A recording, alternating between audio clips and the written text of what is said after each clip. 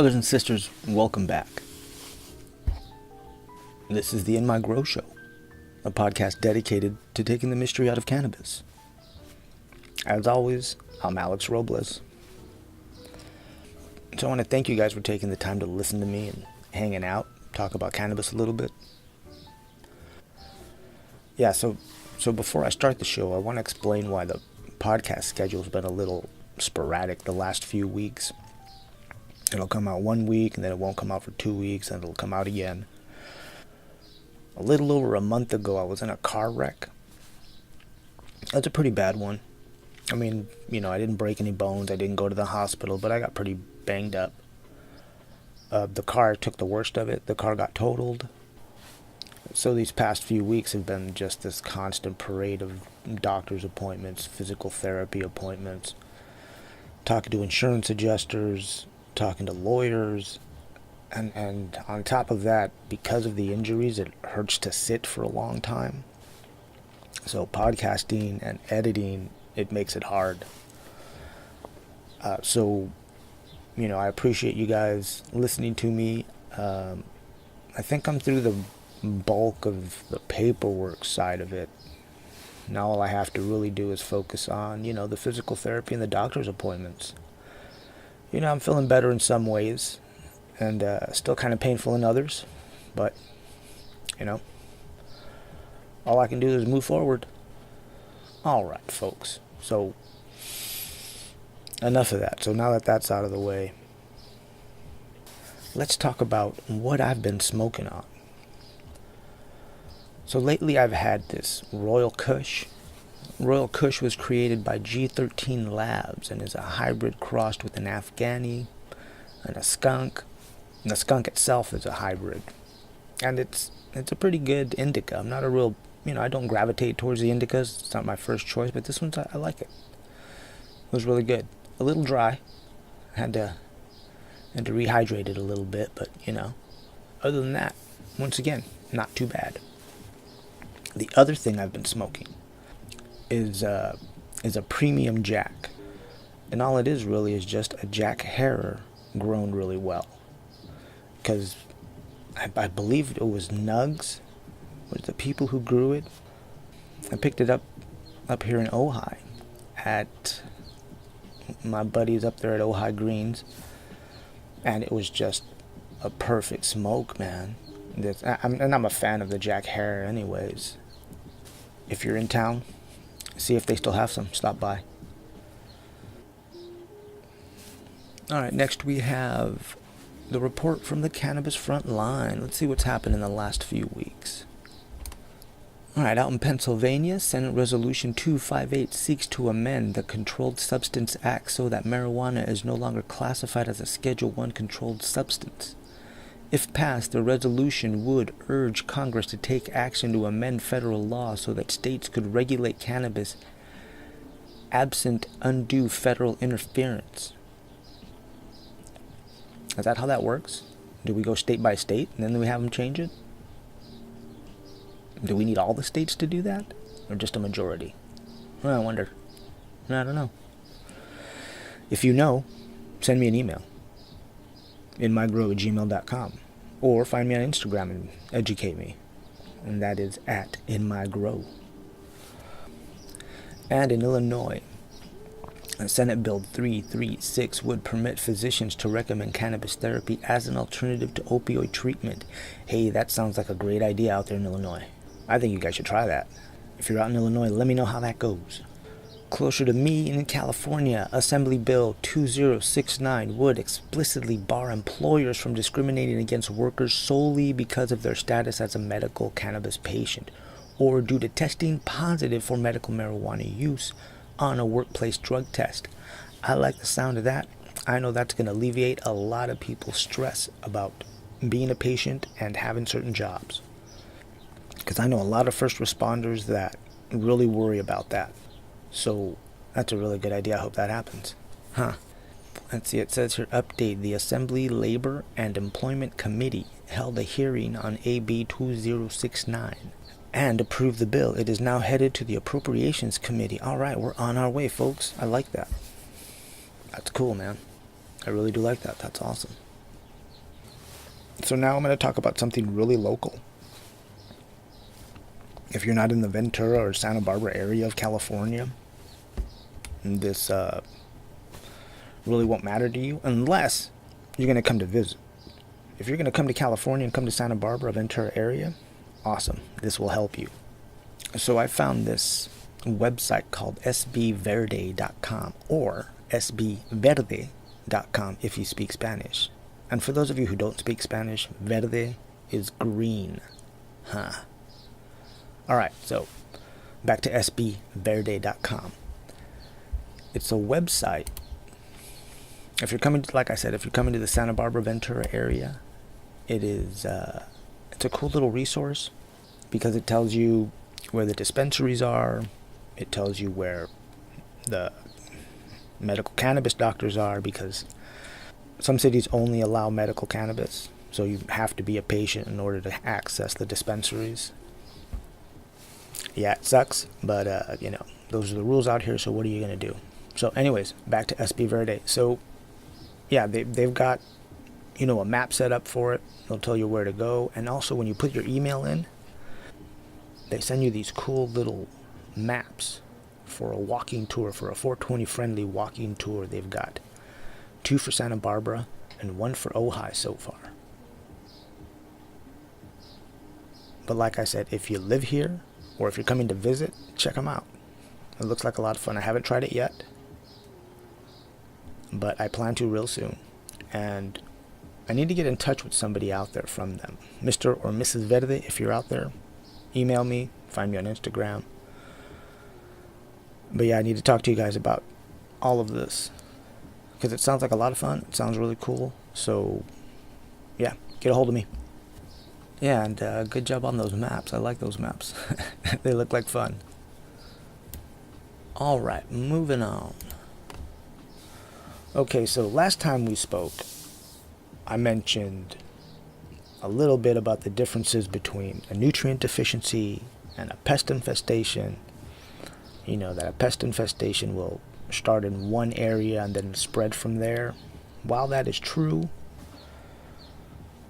we can't forget about the soil-dwelling pests. And what are those? It's exactly what that is. Pests that live in your soil. All right, now, the one I'm going to talk about is the root aphid. Estos hijos de la chingada, these sons of bitches, are wicked little things that the devil himself made just to mess with us. Okay, a root aphid, scientifically they're called the Phylloxera. I believe that's what there's an X in there, it always confuses me, it throws me off, so look it up, root aphids. But these are these little, you need a jeweler's loop almost. You can see them crawling around, but to identify them, you're going to need a jeweler's loop.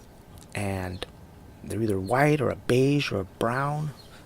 And, so they have 2 main life cycles. One is a crawler, okay? And he does exactly what his name says. He crawls through your media, your dirt, your cocoa, looking for those yummy roots. He's going to find one of those little white roots. And they're going to latch onto it and start sucking away. Right. Yeah, they're going to start sucking away. The crazy thing about the crawlers is, one of the crazy things is that they don't lay eggs. They give birth to live young. Okay, so as soon as those little larvae things are born, he just grabs them and puts them right on the root to start sucking away. And they can reproduce like mad. All right? They're the worst pests. They suck. Don't get them, okay? Because you can't, at least I couldn't. I've got them 3 times. The one time I tried to fight them, you can't get rid of them. And they just wind up spreading. They're fucking terrible. So, yeah. Alright, so they're these little white bugs, okay? Little white, brown, maybe beige. They got 6 legs, okay? 6 little legs. Yeah, so they latch onto the roots, okay? And they're basically going to suck out the nutrients from the root before the plant can take advantage of them. So they're going to make the plant look like it's deficient. It's going to make the plant look like it's deficient in CalMag and calcium and magnesium. Okay, so the first thing I did when this happened to me was I checked my pH. Okay, my pH was okay. Then, like I said, it looked like CalMag, so I added more CalMag. That didn't resolve it. One of the things that happened when I watered was that the little aphids would come, like, bubbling out of the, not bubbling out, but they'd come crawling out of the dirt up the stalk, up the stem. And when I told that to someone that was a more experienced grower, they told me to dig down into my dirt about 2 inches, with a couple of fingers, and stare at that dirt for a while and see if I see anything crawling around. And I did, and that's when he told me, it's more than likely root aphids. So shout out to Jimmy. I appreciate your advice way back then. Fuck, brother, I haven't seen you in a long time. Anyways, get a hold of me, man, if you're listening. Let's see. Okay, the next big phase in a root aphid's life is the flyers. They finally get wings when they mature enough, and they fly away. On to other plants. Okay, now, the flyers, they do lay eggs. So they will lay eggs, and they will start this whole process over again on another plant. If you get root aphids and you plan on fighting it, quarantine that plant, separate it. Don't leave it anywhere near your other plants if they're in pots. If they're in the ground, fuck, I don't know what you're gonna do. Well, I do, but I mean, if you're already infested, it's gonna be a hell of a fight. Yeah, and like I said, when you have the root aphids, it's going to look like a CalMag deficiency, but it's also going to stunt the plant's growth. Your leaves are going to yellow, and that's because, as I said earlier, the root aphids are just sucking that nutrients out of the root before the plant can even get any of it. Now, I can't really tell you how to fight them because I lost the battle. Okay. The other couple of times I've ever gotten root aphids, as I've said, I keep my plants in pots, so I just kill the plant, separate it, throw the dirt out in the garden and light it on fire. No, it's a joke. I don't light the dirt on fire. But, it's just, I'm just saying, I take the plant away, I kill it, make sure to get that dirt as far away from the rest of my plants as possible.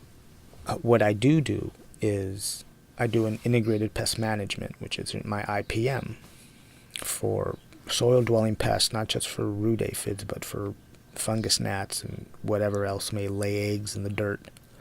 I use 2 things. I mix in neem meal into my dirt, into my soil. If you're using cocoa, if you're using hydroponics, like any other type of hydroponics, I can't really help you. I don't run those kinds of systems, so I don't really know what to tell you. But in soil, that's one of the reasons why I mix in neem meal, is to help with pest management. Another thing I do is I get nematodes. Now, nematodes are beneficial microscopic little, I think they're ringworms. Gotta look that up again. But they're little microscopic, they're beneficial, they're not gonna hurt you, they're not gonna hurt your dog, they're not gonna hurt your earthworms in your dirt. They're just looking for little larvae in the soil. Okay, now I get a 3-part because different pests live in different areas of the soil, and just like that, I need a beneficial insect that's gonna also get them at different levels. Now I get the Arbico, the 3-part, and is the music too loud? I feel like the music's too loud. I'm gonna turn that down a bit. Okay. So as I was saying, I get the Arbico 3-part nematodes to treat my soil. Now, is it pricey? Yes, but it's worth it to me not to get these root aphids. Because those root aphids, I'm telling you, man, they're wicked little fuckers. Anyways, see, I'm real emotional, man. They make me emotional. Damn. Alright. And so that's what I use in order not to get infested with root aphids. because once root aphids get established, it's not that these things aren't helpful, but the root aphids will just outbreed it. They will just overpopulate it. I could throw nematode all over these things, but once it's infested, there's very little. They just breed like you wouldn't believe. So in order not to let that happen, we have to plan ahead, okay? That's all the advice I have about root aphids. Once again, talk to other growers. See what they do for root aphids. But don't do it over Facebook. Actually, do it face to face with someone. Facebook's full of bullshit. Anyways, on that note, brothers and sisters, that's all I've got for you today. Once again, super appreciative you guys showed up, man. If you need to get a hold of me, if you want to talk to me, if you got a question, send me an email, inmygrow@gmail.com, or find me on Instagram @inmygrow. If you're a company that wants to advertise, or you want to sponsor any part of the show, also send me an email. Alright, ladies and gentlemen, be cool, have fun, and as always, grow, learn, and teach.